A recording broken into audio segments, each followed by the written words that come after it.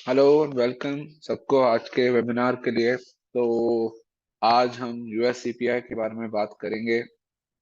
तो US CPI generally बहुत ही बड़ा दिन होता है।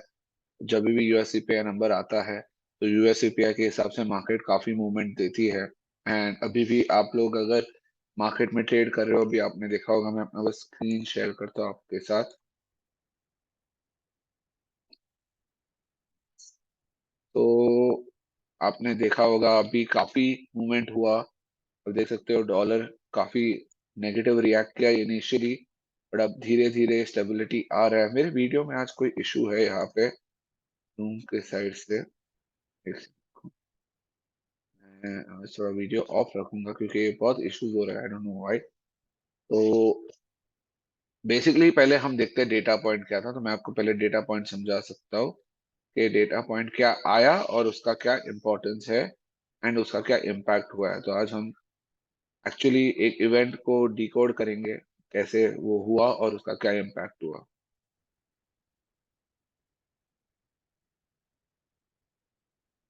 तो ये रहा जो डेटा पॉइंट आया। तो आज एक्चुअली बहुत लोग ने सीपीआई के चक्कर में इनिशियल जॉबलेस क्लेम्स तो भूल ही गए लोग। पर वो भी बहुत इंपॉर्टेंट है, 3 स्टार दिया हुआ है इन्वेस्टिंग में, तो सबने it is actually a very important data point. और आज सीपीआई का एक्सपेक्टेशन था कि 0% आएगा एंड कोर सीपीआई 0.3 था। और अगर आप देखो एग्जैक्टली 0.3 एग्जैक्टली इन लाइन आया कोर सीपीआई, और आपका सीपीआई आया -0.1। अब मैं एक बात आपको बताना चाहता हूँ, यहाँ थोड़ा मार्केट पोजीशनिंग समझना जरूरी है, क्योंकि जब आज सुबह किसी ने ब्लूमबर्ग देखा होगा या ब्लूमबर्ग से कोई इन्फॉर्मेशन देखी होगी, ब्लूमबर्ग पे क्लियरली आया था कि ब्लूमबर्ग एक्सपेक्ट कर रही थी -0.1। ठीक है। तो मैं समवेयर एज अ पार्टिसिपेंट मुझे समझा था कि -0.1 पे मार्केट ज्यादा हिलेगी नहीं, क्योंकि वो ऑलरेडी एक्सपेक्टेशन में है। अगर उससे कम आए, -0.2 या 3 आए, तो एक बड़ा पॉजिटिव होता स्टॉक मार्केट और रिस्क एसेट के लिए। पर हुआ क्या, एग्जैक्ट -0.1 आया। और आप क्लियरली देख सकते हो कि ऑलरेडी यूएस के मार्केट नेगेटिव में आ चुके हैं। उन्होंने, आप नैस्डैक देख लो, 11,450 का आज का हाई बनाया, ऑलमोस्ट 490 तक गया, पर अभी काफी तेजी से नीचे आ रहा है। तो इसके दो कारण हैं कि जब देखो एक्सपेक्टेशन था एक चीज का और उसके आसपास अगर कुछ होता है तो मार्केट कभी ज्यादा रिएक्ट करती नहीं है। ठीक है। एंड वो एग्जैक्टली इधर हुआ। पोजीशंस काफी बिल्ड थे कि वन साइडेड मूव आ सकता है towards the upside for risk asset, for gold, silver and euro USD के लिए काफी प्रेपरेशंस थे अपसाइड के। इवन द चार्ट्स बोल रहे थे कि ऐसी अपॉर्चुनिटी आ सकती है। पर जो डेटा आया है वो डेटा क्लियरली ये कह रहा है कि ये सीपीआई जो इन्फ्लेशन का बैरोमीटर जो एक फेड देखती है, वो अभी तक उतना नीचे नहीं आया है जितना लोग सोच रहे थे।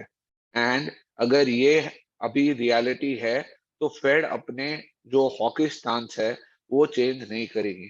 तो ये समझना बहुत जरूरी है दोस्तों कि हम अभी एक फेड के हिसाब से सोचते हैं। ठीक है, क्योंकि ये आपको बहुत हेल्प आएगा कि ऐसे दिनों पे मार्केट बहुत कंफ्यूजिंग लगता है लोग को। लोग सोचते हैं यार -0.1 आया, पर मार्केट क्यों नीचे जा रही है। मार्केट को तो खुश होना चाहिए था, बिकॉज सब लोग एक साल से क्या रो रहे हैं, इन्फ्लेशन नीचे आना चाहिए, तेजी, जो प्राइसेस में तेजी है वो कम हो जाए ताकि मार्केट ऊपर चले जाए वापस ग्लोबल मार्केट की तरफ से।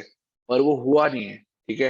एंड अभी आप ये डेटा पॉइंट देखोगे तो समझोगे कि जो पेस पे लोग एक्सपेक्ट कर रहे हैं वो पेस है नहीं, एंड जो पेस फेड एक्सपेक्ट कर रही है उस पेस पे जा रहा है। एंड अगर वो होगा तो फेड अपना कंटिन्यू करेगा, जिस तरीके से हाइक्स कर रहा है, जिस तरीके से टाइटनिंग कर रहा है, फेड वो कंटिन्यू करता रहेगा एंड मार्केट के लिए वो बड़ा नेगेटिव है। तो पहला डिसअपॉइंटमेंट था सीपीआई और कोर सीपीआई। कोर सीपीआई, मैं तो ये भी मानता हूँ कि अगर कोर सीपीआई एग्जैक्ट 0.3 के बदले 0.2 आता तो भी एक बड़ा पॉजिटिव होता, क्योंकि कोर सीपीआई आपका वो सीपीआई होता है जिसमें आपके एनर्जी और फूड नहीं इंक्लूडेड होते हैं। सीपीआई में फूड और एनर्जी होते हैं। और जैसे आप लोगों को पता है, लास्ट एक साल में जियोपॉलिटिकल इश्यूज के चलते हुए और सप्लाई के इश्यूज के चलते हुए ऑयल के प्राइसेस 120 130 डॉलर हो चुके थे, जो वापस अभी आपके भाव $80 पे आ चुके हैं। तो वो चलते हुए सीपीआई में तो कमी आनी थी, पर कोर सीपीआई अगर कम आता जिसमें फूड और एनर्जी नहीं है, वो और बड़ा पॉजिटिव होता। पर वो इन लाइन आया तो वो एक नेगेटिव था, एक डिसअपॉइंटमेंट था मेरे लिए कि वो नंबर एक्चुअली एक बुलिश इंसान के लिए, एक रिस्क वाले इंसान के लिए पॉजिटिव नहीं था। तीसरा जो बड़ा नंबर आज आया वो जॉबलेस क्लेम। अब आप लोग ने लास्ट कुछ हफ्तों से देखा होगा, देखो फेड की ना दो मैंडेट होती है। एक फेड ये चाहता है कि आपका जो इन्फ्लेशन नंबर है वो नीचे रहे, इंटरेस्ट रेट्स के आसपास रहे, प्राइसेस स्टेबल रहे। आई थिंक वीडियो में भी इशू है, वीडियो नहीं कर पाऊंगा, सॉरी गाइस, वीडियो ऑन नहीं रख पाऊंगा, कोई तो इशू है आई थिंक कैमरा या कोई चीज में। पर ठीक है। तो अब वो पहला मैंडेट है प्राइसेस स्टेबल रखना। दूसरा मैंडेट आपका ये है कि आपको जो एम्प्लॉयमेंट है वो बेस्ट लेवल पे रखना है, आपको वेजेस कंट्रोल में रखना है। अब होता क्या है ना, जब आपके पास ऑलरेडी एक साइड से प्राइसेस ऊपर जा रहे हैं तो फेड उसके लिए टाइटन कर रही है, सही बात है। पर वेजेस और एम्प्लॉयमेंट अभी भी अच्छी है और लास्ट एक साल 1.5 साल में ये कभी गिरी ही नहीं है, such and it has been strong. अभी ये एक फैक्टर था कि फेड मुंह पे आके बोलता था कि यार मेरा एम्प्लॉयमेंट स्ट्रांग है, लोगों के पास नौकरी है, जॉब ओपनिंग्स हो रही है, तो मैं क्यों टेंशन लूं, वो मेरा अच्छा चल रहा है। ठीक है, डिस्पाइट वो लोग ने इंटरेस्ट रेट आधे टक्के से 4.5% किया, उसके बावजूद इतना लेवल पे उनका जो एम्प्लॉयमेंट है उतना अच्छा ही रहा, कभी गिरा नहीं। अनएम्प्लॉयमेंट रेट भी 3.7% तक गया, जो बहुत ही मैनेजेबल है, बहुत ही रीजनेबल है। एनीथिंग बिलो 4 उनके लिए बड़ा पॉजिटिव है, तो उनका वो सक्सेसफुली हो पाया था। ठीक है। तो अभी जब ये इनिशियल जॉबलेस क्लेम, तो इनिशियल जॉबलेस क्लेम क्या होता है कि जब बेसिकली आपके जो जॉबलेस लोग होते हैं, जब यूएस में क्या है, हर 2 हफ्ते जो जॉबलेस लोग होते हैं वो अप्लाई करते हैं जॉबलेस क्लेम्स के लिए। मतलब बेसिकली हम हमारे पास नौकरी नहीं है, गवर्नमेंट सपोर्ट प्रोवाइड करती है। ठीक है।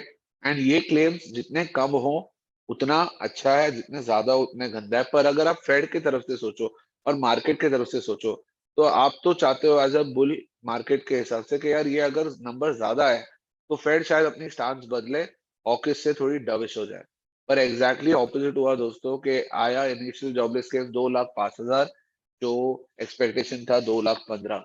तो इसका मतलब ये क्या है कि इन्फ्लेशन स्लोली नीचे आ रही है, बट नॉट वेरी फास्ट, आराम से नीचे आ रही है, और जॉबलेस क्लेम्स भी कम है, तो लोगों के पास नौकरी है। तो फेड अपना स्टांस क्यों बदलेगी, ये सबसे बड़ा सवाल है। कि फेड बोलेगी मैं तो अपना स्टांस क्यों बदलूं, मेरे हिसाब से हर चीज हो रहा है। एंड इसलिए मार्केट अभी आप देख सकते हो US 100 1% नीचे आ चुका है, गोल्ड आपको 1886 पे आ चुका है, सिल्वर 2374, ये जो 24 10 15 तक जा चुका था, अब 2372 की तरफ आ चुका है। यूरो यूएसडी 1.08 था, अब 1.08 के नीचे आ, तो 1.083 था ऑलमोस्ट, अब काफी उधर से नीचे आ चुका है। एंड आपका जो डॉलर था जो कब से स्ट्रगल कर रहा था, ये कहीं ना कहीं अभी एक, अगर यहाँ पे अगर आप ये कैंडल बनते हुए देखो, तो अगर ये ऊपर के तरफ, किसी का तो अनम्यूट पे है, हाँ, अगर आप देखोगे, हाँ, तो बेसिकली अभी आप कैंडल देखोगे, आप देखोगे कि ये अगर 103.2 के आसपास अगर क्लोजिंग देता है या उसके ऊपर, तो डॉलर के लिए कहीं ना कहीं एक बॉटम बन चुका होगा। और ये नियर टर्म के लिए तो ये काफी नेगेटिव है from stock market point of view, के डॉलर अपनी थोड़ी बॉटम बना रहा है। डॉलर का देखो अगला दो लेवल 101 है और 105 है। तो आज का जो डेटा पॉइंट अगर -0.3 या 4 आ जाता, तो 101 ऑलमोस्ट गारंटीड था, पर वो आया नहीं। एंड अब आप देखो अगर डॉलर स्टेबल हो पाए यहाँ पे, तो डॉलर एक रिवर्सल दे सकते हैं। और यूरो यूएसडी जो बहुत ही तेजी से भाग रहा था, अब डेली चार्ट देखोगे तो यूरो यूएसडी मस्त ये रेक्टेंगल पैटर्न से ब्रेकआउट दिया था। और अगर किसी को याद है मेरे वेबिनार जो लोग लास्ट 1 महीने से देख रहे हैं, मैंने ये रेक्टेंगल पैटर्न बना के दिया था आपको ये समझने के लिए कि ये कुछ हफ्तों तक लो वॉल्यूम पे ट्रेडिंग होगी, और वो लो वॉल्यूम के हिसाब से ये थोड़ा इसके रेंज बाउंड घूमता रहेगा। एंड उसने फाइनली ब्रेकआउट दिया था, ये लास्ट कुछ दिनों से ब्रेकआउट दिया था। पर आप देखोगे कि अगर ये सस्टेन नहीं कर पाया और ये 1.071 के नीचे एक और बार चले गया, तो आप फिर वापस ये रेक्टेंगल में आ जाएगा। आप सेम चीज देखो गोल्ड के लिए, गोल्ड ने भी बहुत ही अच्छा ब्रेकआउट दिया था आज 1885 के ऊपर। पर आप देखोगे कि अभी काफी हद तक उधर से वापस वही लेवल पे आ चुका है। तो ऑलमोस्ट 1% डाउन है टॉप से आज के। तो ये थोड़ा नेगेटिव है। आप बिटकॉइन भी देखोगे तो 18,500 के आसपास जो उसका रेजिस्टेंस था, बराबर वही 18,300 के आसपास आके वापस सेलिंग आया है और बिलो 18,000 आ चुका है।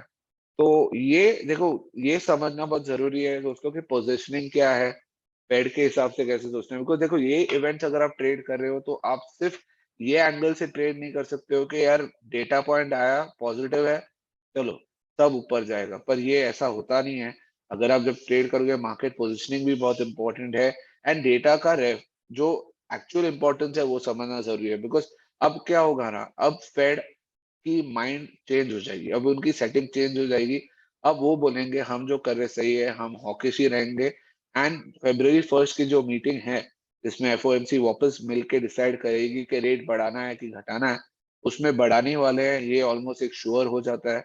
एंड बढ़ाते बढ़ाते मुझे लगता है आराम से 25 बिप्स तो पक्का बढ़ाएंगे। 50 बिप्स हुआ तो बड़ा नेगेटिव होगा, और 25 बिप्स तो ऑलमोस्ट ये ये नंबर के बाद 25 बिप्स तो गारंटीड है दोस्तों। तो उस हिसाब से अभी मार्केट मार्केट हमेशा आगे चलती है। तो अब क्या होगा, मार्केट 25 बिप्स प्राइस इन करेगी कि ये 25 बिप्स के हिसाब से कैसे मार्केट, क्या पोजीशन होगा, क्या लेवल्स होंगे, वो सब वो 25 बिप्स के हिसाब से होंगे। तो आप देखोगे यहाँ पे US 30 का डेली चार्ट देखो, तो ये आराम से एक 33,200 के आसपास उसका अगला बड़ा सपोर्ट है। तो अगर सेलिंग हुई और डॉलर स्ट्रांग हुआ तो वापस इस लेवल पे आने की बहुत ज्यादा चांसेस है।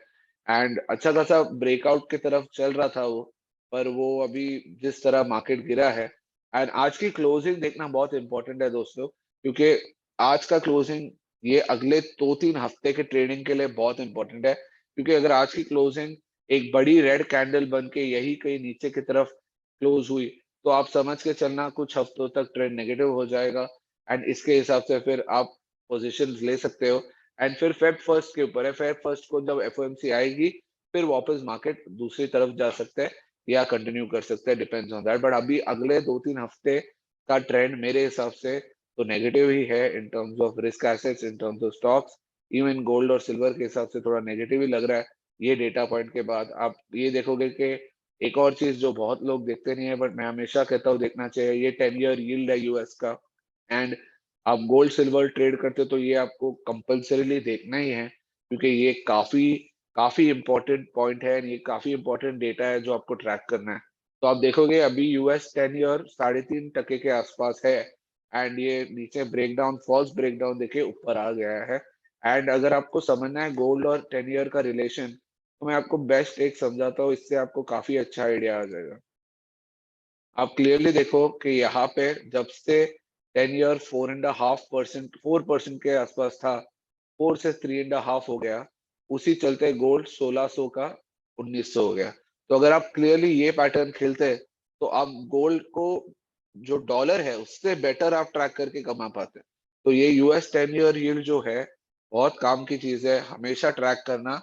एंड ऐसे दिनों पे जब फेड के इवेंट्स होते हैं या सीपीआई डेटा है, कोई भी बड़ा डेटा पॉइंट होता है, तो इसको हमेशा इसकी मूवमेंट देखना है। इसकी मूवमेंट अगर आप देखोगे, पहला ऊपर मूवमेंट था, ये डेटा पॉइंट डिसअपॉइंट किया, फिर नीचे आया, सेलिंग हुआ, सेलिंग समवेयर बाइंग आ गई एंड वापस ब्रेकआउट दिया। तो ऐसे दिनों पे मैं हमेशा एक सजेशन देता हूँ कि पहले ट्रेड को कभी भी ज्यादा सीरियसली मत लेना, क्योंकि आपको बाद का ट्रेड, अभी देखो क्लियरली यूएस डॉलर स्ट्रांग होते जा रही है एंड 103 के ऊपर आ चुकी है। 103.2 एक अच्छा खासा रेजिस्टेंस है। अगर वो रेजिस्टेंस पार कर पाए तो यहाँ से एक 105 की तरफ मूव दिखेगा। तो एंड यूएस डॉलर भी काफी ओवरसोल्ड था कुछ हफ्तों से। अब देख रहे हो कि गोल्ड काफी भाग रहा था, सिल्वर भाग रहा था, यूरो यूएसडी भाग रहा था। अब एंड यूएस डॉलर एक तरफ गिरता जा रहा था, अब वो थोड़ा रिवर्स हुआ है। एंड ये रिवर्सल अभी चलेगा, अगर जब तक ये और कोई डेटा पॉइंट नहीं आया या और कोई अनाउंसमेंट नहीं आया फेड के तरफ से कि देयर वो लोग अपना स्टांस चेंज कर रहे हैं। तो ये इंपॉर्टेंट है, ध्यान रखना। मैं यूएसडी जेपीवाई भी एक बार आपको दिखाता हूँ, क्योंकि यूएसडी जेपीवाई तो बहुत ही इंपॉर्टेंट चार्ट है इन एनी वेज मार्केट्स के लिए। आप देख सकते हो यूएसडी जेपीवाई 128 का ऑल टाइम हाई जो उसने 2002 में बनाया था, वो इस साल उसने तोड़ा। एंड जिसने भी जो भी ट्रेडर्स ने इसका फायदा उठाया, उनको काफी अपॉर्चुनिटी 128 से 153 का ट्रेड मिला है। एंड अभी वापस 128 की तरफ आ गया। तो अगर आप एज अ रैशनल पर्सन सोचोगे, अगर आपका ये ट्रेड मिस आउट हुआ तो ये एक अच्छा अपॉर्चुनिटी है, बिकॉज अगर ये तो मंथली चार्ट पे दिखा रहा हूँ कि 1 और 2 पॉइंट्स है जहाँ पे वो रेजिस्टेंस, जहाँ पे सपोर्ट लिया है या रेजिस्टेंस रहा है, तो ये एक बार के लिए मेरे हिसाब से सपोर्ट बन जाएगा 128 129, एंड आपको वापस एक बार 132 के ऊपर एक बार जाए तो पॉजिटिव ट्रेड मिल सकता है यूएसडी जेपीवाई में। तो एक और चीज मैं हमेशा बोलता हूँ कि जो बड़े इंस्ट्रूमेंट्स है जो हाईली ट्रेडेड है, वो जनरली इवेंट्स के टाइम ना आइदर सपोर्ट या रेजिस्टेंस पे आके खड़े हो जाता है। एंड उनका कारण ये है कि पूरी मार्केट पोजीशनिंग ये इवेंट्स में ऐसी होती है कि अभी वो सपोर्ट या रेजिस्टेंस आ गया है, इसके आगे पूरा जो मूव होगा दैट विल बी डिपेंडेंट कि कैसे किस तरीके से ये इवेंट प्ले करता है, उसके हिसाब से मूवमेंट होगा।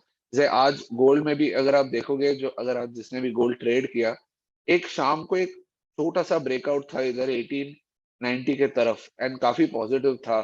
फिर इस बार जब डेटा आया, पहले 1872 आया, यहाँ पे सबकी स्टॉप लॉस लेके गया रहेगा जिसने भी ट्रेड मारा होगा, एंड बराबर से वापस मूव 1900 की तरफ दिया। अब 1900 अभी ये टेक्निकल्स में कॉन्सेप्ट है ऑफ राउंड नंबर्स, के राउंड नंबर्स बहुत इजीली आप नहीं तोड़ पाते हो। जैसे 1900 हुआ, या आप इसमें देखोगे सिल्वर में 25 हुआ, तो जो नंबर्स, जो फुल नंबर्स होते हैं जहाँ पे आप सारे डिजिट एंड में 00 आते हैं आपके पास, वो तोड़ना इजी नहीं होता है फॉर एनी टेक्निकल। तो कोई भी चीज 1000 रुपए 2000 रुपए ऐसे ऐसे जगहों पे रुकती है। तो वैसे ही आप देखो गोल्ड 1900 पे एक बार रिजेक्शन आ चुका है, तो अगर आप वो कॉन्सेप्ट लेके चलते हैं तो भी आप 1900 पे सेलिंग करते हैं, थोड़ा आपको आराम से $20 का प्रॉफिट मिल जाता है। तो ऐसे बहुत सारे आइडियाज है, बहुत सारे वेज है पैसे कमाने के, एंड इसलिए हम हमेशा बोलते हैं कि हम एट बुलबेल यहाँ पे दुबई में कोर्स ऑफर कर रहे हैं, जहाँ पे हम आपको 2 मंथ्स का कोर्स है, जहाँ पे हम आपको वीजा प्रोवाइड करते हैं, स्टे प्रोवाइड करते हैं, and आपको एक अपॉर्चुनिटी मिलता है दुबई में आके ग्लोबल मार्केट सीखने और ग्लोबल मार्केट से कैसे पैसे कमाते हैं और एक करियर बनाने के लिए। तो अगर किसी को इंटरेस्ट है उस कोर्स में, हमारी टीम से आप बात कर सकते हो, वो आपको सारी डिटेल्स दे देंगे, और अगर आपको मुझसे बात करना है तो वो लोग उसके लिए भी हेल्प कर देंगे। ठीक है। तो अब बेसिकली मार्केट पोजीशनिंग जो था वो पॉजिटिव था, ये इवेंट के बाद मार्केट थोड़ा नेगेटिव हो चुका है। पर अगर जो बेयर्स है, मैं उनको एक और चीज बता दूं कि ये इवेंट इतना बड़ा नेगेटिव नहीं है कि मार्केट एकदम से नीचे चला जाएगा, क्योंकि आप देखो -0.1 जो आपका डेटा पॉइंट आया है, वो अभी भी स्टिल माइनस है, जो आज भी एक पॉजिटिव है कि माइनस है। एंड सबसे बड़ा एक आप देखोगे कि विक्स जो वॉलेटिलिटी इंडेक्स है यूएस की, वो 20 के आसपास है।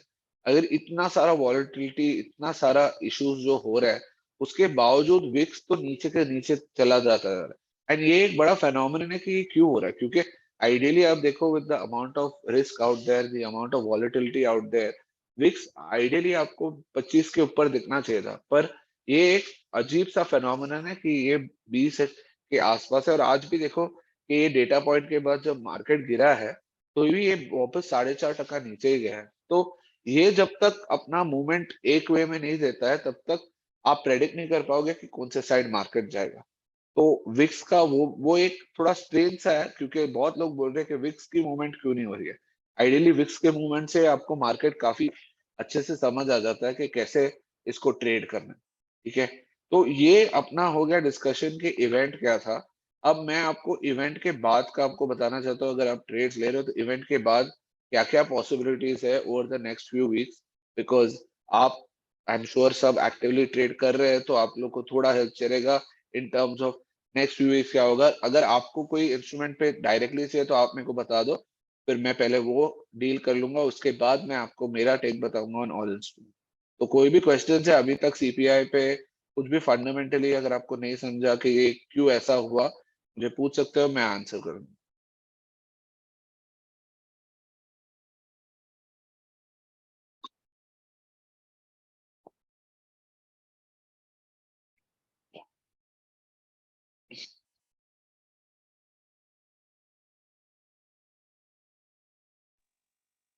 सर यूएस डॉलर में और गोल्ड में की जो पेयर है इसमें कैसे मोमेंट होती है सर, किसमें, कॉम्बिनेशन में?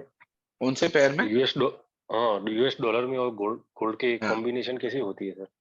तो यूएस डॉलर देखो, यूएस डॉलर पॉजिटिव हुआ तो गोल्ड के लिए नेगेटिव है, वो डायरेक्ट कॉम्बिनेशन है। बट आप इसको हमेशा यूएस 10 ईयर यील्ड के साथ भी देखो, तो यूएस 10 ईयर यील्ड जब आता है उसमें, तो आप दोनों देखो, अगर यूएस 10 ईयर भी नीचे जा रहा है एंड गोल्ड भी यील्ड नीचे जा रहा है, यूएस डॉलर भी नीचे जा रहा है, तो गोल्ड ऊपर बहुत तेजी से जाएगा। सेम चीज अगर यूएस 10 ईयर ऊपर जा रहा है एंड डॉलर भी ऊपर जा रहा है, तो गोल्ड तेजी से नीचे जाएगा। एंड अगर सपोज एक ऊपर है और एक नीचे है, तो थोड़ा साइडवेज मूवमेंट हो सकता है, डिपेंडिंग के कौन सा कितना ऊपर या नीचे है। तो ये हमेशा आपको दो इंस्ट्रूमेंट के हिसाब से देखना पड़ता है गोल्ड, आप सिर्फ डॉलर से नहीं देख सकते हो। मैं बहुत ट्रेडर्स को जानता हूँ जो ये गलती करते हैं कि वो लोग सिर्फ एक डॉलर से मैच करके देखते हैं। पर इसका ये हमेशा आपके लिए एक, मैं एडवाइस नहीं करूंगा ये स्ट्रैटेजी, बिकॉज मुझे पता है कि इसमें हमेशा आपको राइट कोरिलेशन नहीं मिलेगा। अब बेटर है कि दोनों आपके पास स्क्रीन में रखो, एक DXY रखो, एक यूएस 10 ईयर रखो आपके सामने, एंड आप दोनों यूज करके ट्रेड करो। आपको गोल्ड में काफी हद तक कोरिलेशन समझ जाएगा और काफी हद तक आपके ट्रेड सही बैठेंगे। जी सर, मीन्स के ओनली डॉलर पे डिपेंड नहीं रहना चाहिए, ऐसा ना? नहीं नहीं नहीं नहीं, सिर्फ डॉलर पे आप नहीं डिपेंड कर सकते, क्योंकि सिर्फ डॉलर पे डिपेंड करोगे ना, तो आप बहुत बार आपका मुंह उल्टा भी हो सकता है। जैसे डॉलर कितने बार स्ट्रेंथन होता है, उसके साथ गोल्ड भी स्ट्रेंथन होता है, क्योंकि यील्ड्स गिर रहे हैं। तो वो फैक्टर्स बहुत सारे हैं उसमें, तो आप सिर्फ डॉलर पे नहीं कभी खेल सकते, आपको दोनों चाहिए रहेगा। Okay sir. ओके। और कोई क्वेश्चंस और इंस्ट्रूमेंट पे जो आप ट्रेड कर रहे हो या ट्रेड अभी मारने वाले हो या ऐसा कुछ?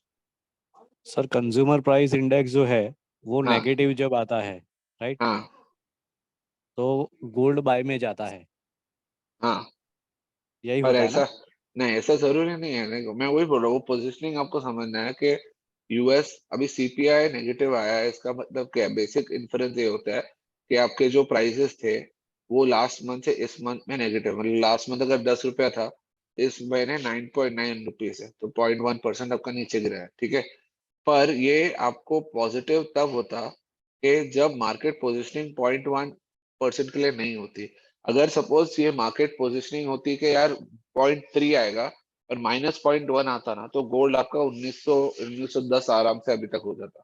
पर करेक्ट। पोजिशनिंग मार्केट की -0.1 और जीरो के लिए थी। तो जब वो इन लाइन आती है, ठीक है, एंड आपका सामने जॉब्स का डेटा आपके रिस्क एसेट के लिए नेगेटिव आता है कि जॉब्स पे ज्यादा जॉबलेस क्लेम्स नहीं है एंड फेड के हिसाब से जा रहे हैं, तो हॉकिशनेस कंटिन्यू होगी। तो अगर वो दोनों आपके अगेंस्ट जा रहे हैं, तो गोल्ड भी नीचे ही गिरेगा इन दैट वे। अभी देखो गोल्ड, अभी भी देखो गोल्ड ज्यादा नहीं गिरा है एंड ज्यादा गिरेगा भी नहीं। इन माय ओपिनियन ये इवेंट एक बार के लिए नॉन इवेंट जैसा चला जाएगा एंड फ्लैटिश के आसपास, और फिर अगले अभी अर्निंग्स आने वाले हैं, अर्निंग्स के तरफ आप लोग, मतलब लोगों का ध्यान जाएगा, क्योंकि ये इवेंट जो जो भी था मूवमेंट हो चुका है कहीं ना कहीं। अपसाइड भी थोड़ा कैप्ट है, डाउन साइड भी कैप्ट है, तो थोड़ा अगले एक दो हफ्ता मेरे हिसाब से रेंज बाउंड मूव्स हो सकते हैं, but towards the down side negative side ही होगा। Okay sir. ओके। और कोई क्वेश्चंस कोई भी चीज पे?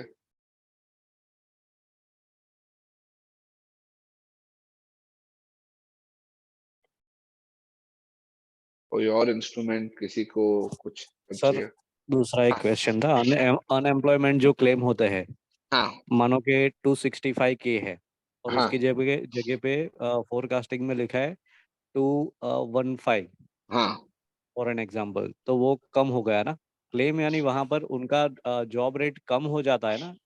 नहीं, बेसिकली देखो, आप फोरकास्ट और लास्ट ईयर में फर्क क्या है? देखो लास्ट ईयर का जो डेटा है वो लास्ट ईयर 2,65,000 था, वो आपको सिर्फ एक रेफरेंस है, उसका आपको अभी कुछ ज्यादा मतलब नहीं है। आपका ध्यान होना चाहिए फोरकास्ट, ठीक है, क्योंकि आपका जो एक्चुअल ओके। नंबर आता है वो आप फोरकास्ट से ही कंपेयर करते हो, वो प्रीवियस। तो आपको ये एक आइडिया दिलाने का रहता है कि प्रीवियस लास्ट ईयर या लास्ट मंथ कैसा था डेटा, वो सिर्फ उसके हिसाब से था। अब जब आप देखते हो 2,60,000 का या 2,15,000 का नंबर, होता क्या है कि अगर 2,15,000 मतलब 2,15,000 ने जाके क्लेम किया है कि उनके पास नौकरियां नहीं है और उनको जॉबलेस के हिसाब से जो उनका वो लोग पैसे देते हैं, वो लोग देते हैं, तो वो उनका एक जॉबलेस क्लेम वैसा चलता है। तो अगर सपोज ज्यादा लोग ने जाके जॉबलेस क्लेम भरे हैं, मतलब अनएम्प्लॉयमेंट ज्यादा है, ठीक है, एंड अगर कम लोग ने भरे हैं तो कम है। तो अगर 2,15,000 के ऊपर का नंबर आता, तो मतलब बेसिकली क्या होता है कि ज्यादा लोग ने जॉबलेस क्लेम भरे हैं, मतलब ज्यादा लोग के पास नौकरी नहीं है। एंड फेड के लिए वो एक अलार्मिंग होता है कि यार हम रेट बढ़ाए कि नहीं बढ़ाए, क्योंकि लोगों की नौकरियां जा रही है।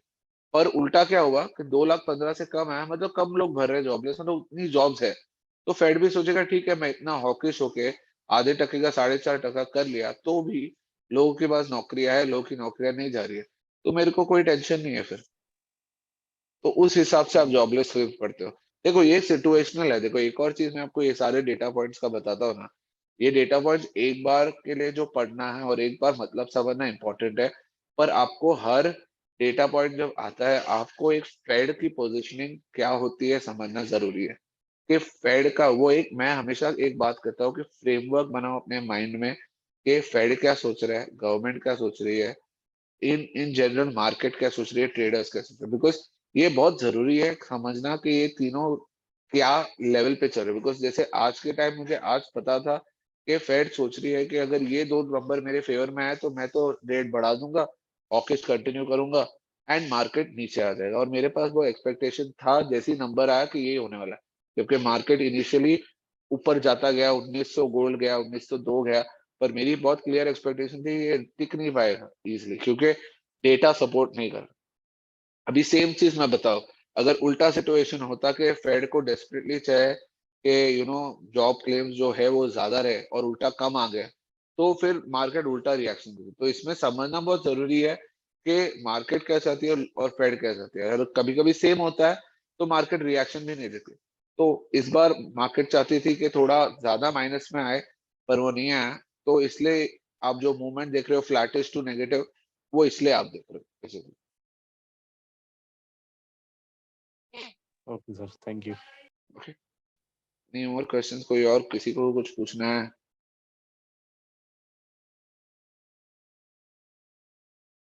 किसी ने तो हाथ उठाया था बट मुझे तो नहीं समझा कौन। किसी ने तो हाथ उठाया था क्वेश्चन पूछने के लिए। तो ये तो कुछ पूछना है, आपने हाथ उठाया तो पूछ लो, कुछ है? ठीक है, तो अगर और कोई क्वेश्चंस नहीं है तो मैं आगे बढ़ता हूँ मेरे फोरकास्ट पे और एक वीकली एनालिसिस पे, क्या हर इंस्ट्रूमेंट किस तरह चल रही है।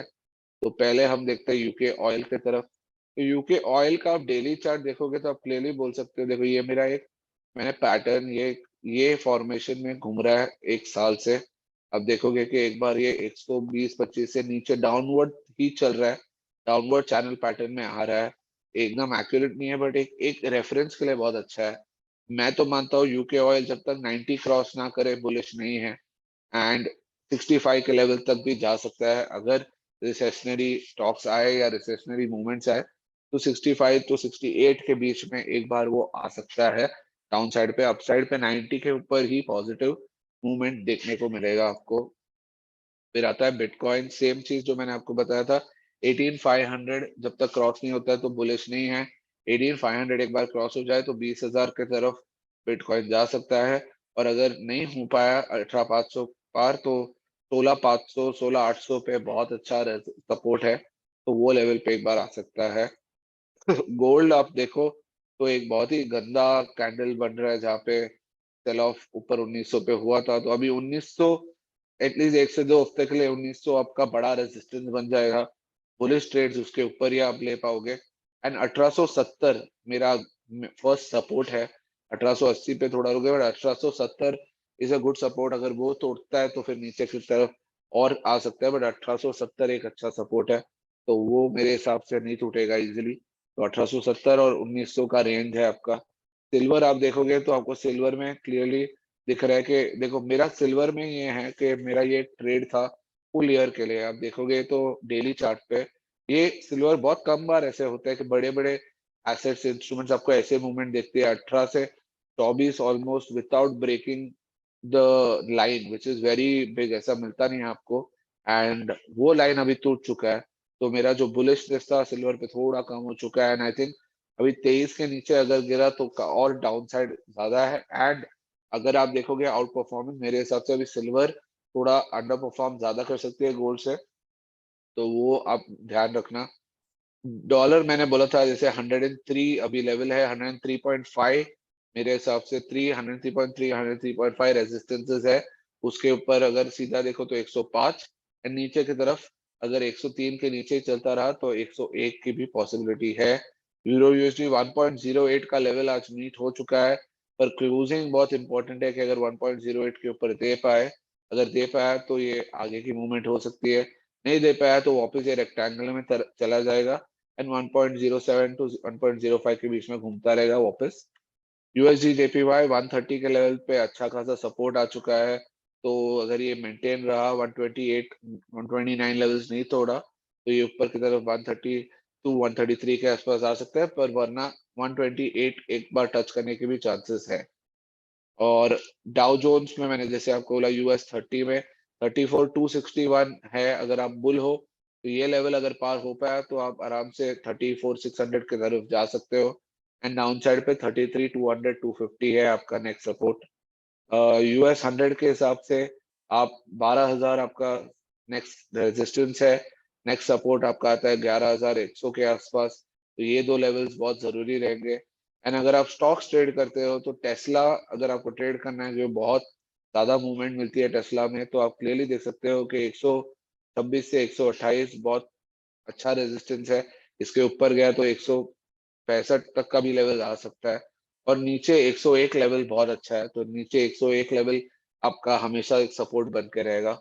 एप्पल भी आप देखो 125 के आसपास काफी 124-25 में आपको काफी इधर आपको वॉल्यूम मिला एंड काफी सपोर्ट मिला, काफी डिमांड था एंड अभी वापस 140-45 की तरफ बढ़ना शुरू हो गया। तो ये दो लेवल्स इंपॉर्टेंट हैं एंड जो लोग इंडियन मार्केट ट्रेड करते हैं, मैं उनको एक बात बता देना चाहता हूँ कि इंडियन मार्केट के हिसाब से देखो 17,800 जो लेवल है, ठीक है, निफ्टी में, I am saying Nifty cash not in futures, SGX नहीं, निफ्टी कैश में 17,800 बहुत इंपॉर्टेंट लेवल है एंड बैंक निफ्टी वालों के लिए 41,800 बहुत इंपॉर्टेंट लेवल है।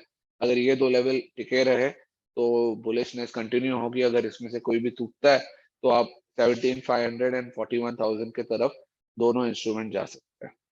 ठीक है, और कोई इंस्ट्रूमेंट्स में किसी को अगर कुछ हेल्प चाहिए मुझे पूछ सकते हो। आज हमारा मेन आइडिया यही था कि सीपीआई के बारे में डिस्कस करना था, बताना था कि सीपीआई क्या हुआ है, उसका क्या इम्पैक्ट है एंड मार्केट किस तरह आगे जा सकता है। तो अगर और किसी को कोई भी क्वेश्चन है तो पूछ सकते हो।